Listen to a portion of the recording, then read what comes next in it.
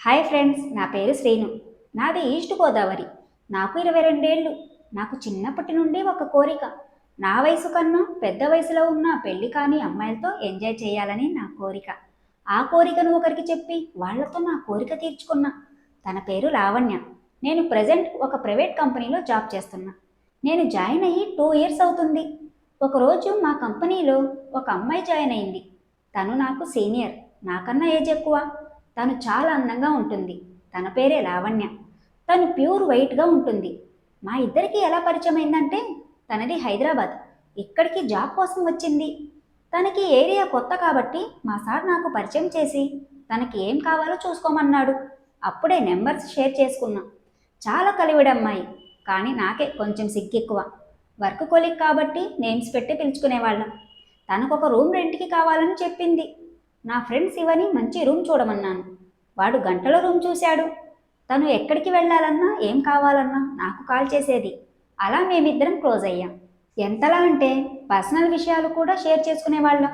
అప్పుడప్పుడు పార్టీలకి సినిమాలకు తిరిగేవాళ్ళం. అలా ఒకసారి మూవీకి వెళ్ళి వస్తుండగా తను నన్ను ఇలా అడిగింది, నువ్వెవరితో అయినా ఎంజాయ్ చేశావా అని. లేదు అని చెప్పాను. ఎవరైనా గర్ల్ ఫ్రెండ్స్ ఉన్నారా అని అడిగింది. నాకెవ్వరూ లేరు అని చెప్పి, నీకెవరైనా బాయ్ ఫ్రెండ్స్ ఉన్నారా అని అడిగాను. లేరు అని చెప్పింది. నీకేమైనా ఫ్యాంటసీస్ ఉన్నాయా అని అడిగింది.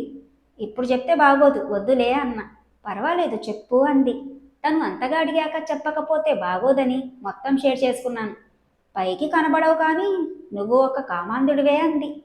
ఇప్పుడు నిన్నేం చేశాను? నాకున్న ఫ్యాంటసీస్ చెప్పాను అంతేగా. నువ్వసలు సైలెంట్ దొంగవి, దొరకవు అంది. తనని తన రూమ్ దగ్గర డ్రాప్ చేసి నేను నా రూమ్కి వచ్చేశాను. మరలా ఈవినింగ్ తను మెసేజ్ చేసింది, ఏం చేస్తున్నావని. ఖాళీగా ఉన్నా, నువ్వేం చేస్తున్నావన్నా. నాకు బోర్ కొడుతుంది అంది. నిన్నొకటి అడగొచ్చా అన్న. అడుగు అంది. అడిగాక సీరియస్ అవ్వకూడదు. అవ్వనులే అంది. మనం ఎంజాయ్ చేద్దామా అని అడిగాను. రిప్లై రాలేదు. మెసేజ్ చూసింది కానీ రిప్లై ఇవ్వలేదు. ఒక 2 అవర్స్ తర్వాత ఓకే అని రిప్లై వచ్చింది. కానీ నాకు కొన్ని కండిషన్స్ ఉన్నాయంది. ఏంటో చెప్పండి అన్నాను. ఈ విషయం మన కంపెనీలో ఎవరికి తెలియకూడదు అంది. నాకు ఫుల్ హ్యాపీగా ఉంది. ఓకే, ఇదొకటేనా నీ కండిషన్ అన్నాను. లేదు, ఇంకా ఉన్నాయి, అవి తర్వాత చెప్తా. తర్వాత అంటే ఫస్ట్ మనం కలిశాక చెప్తా అంది. మరిప్పుడు ఓకేనా అన్నాను. నీ ఇష్టం అంది. నేను నీ రూమ్కి వచ్చేనా అన్నాను. వద్దొద్దు, నేనే నీ రూమ్కి వస్తాను అంది. సరే అని తను వచ్చే లోపల రూమ్ మొత్తం శుభ్రంగా క్లీన్ చేశాను. తను క్యాబ్ బుక్ చేసుకొని వచ్చింది. తను రూమ్లోకి రాగానే రూమ్ మొత్తం చూసి, సూపర్గా సర్దావే. నాకు నీతో ఎప్పటి నుండో ఎంజాయ్ చేయాలనిపిస్తుంది. కానీ నాకు ఇది ఫస్ట్ టైం. నీతో ఇన్ని రోజులు తిరిగిన తర్వాత నీ బిహేవియర్ నాకు నచ్చింది. అందుకే నువ్వు అడిగిన వెంటనే ఓకే అన్నాను అంది.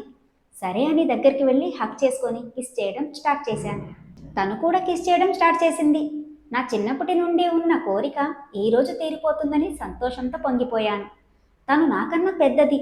శరీర ఆకృతి కూడా తనదే పెద్దది. ఇదే నా కోరిక. నాకున్న ఒక్కగానొక్క కోరిక అలా తనతో తీర్చుకున్నాను.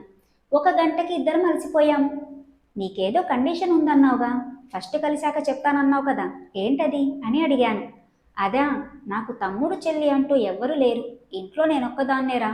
నాకు తెలిసిన ఫ్రెండ్ వాళ్ళ తమ్ముడితో రోజు ఎంజాయ్ చేసేది. నా తమ్ముడితో బాగా ఎంజాయ్ చేస్తాను. నా తమ్ముడు నన్ను అక్క అక్క అంటూ నాతో ఎంజాయ్ చేస్తుంటే నేను ఈ లోకంలోనే ఉండను అని చెప్పేది. రోజు అది చెప్పేటప్పుడు నాకు తమ్ముడు ఉంటే బాగుండు అని అనిపించేది. అందుకే నీ కోరిక విన్నాక వెంటనే ఓకే చెప్పాను. నువ్వు నాతో అక్క అక్క అంటూ ఎంజాయ్ చేయాలి. అదే నాకున్న కండిషన్ అంది. అంతేనా అక్క, ఇక నుండి రెచ్చిపోదాం అక్క అన్నాను.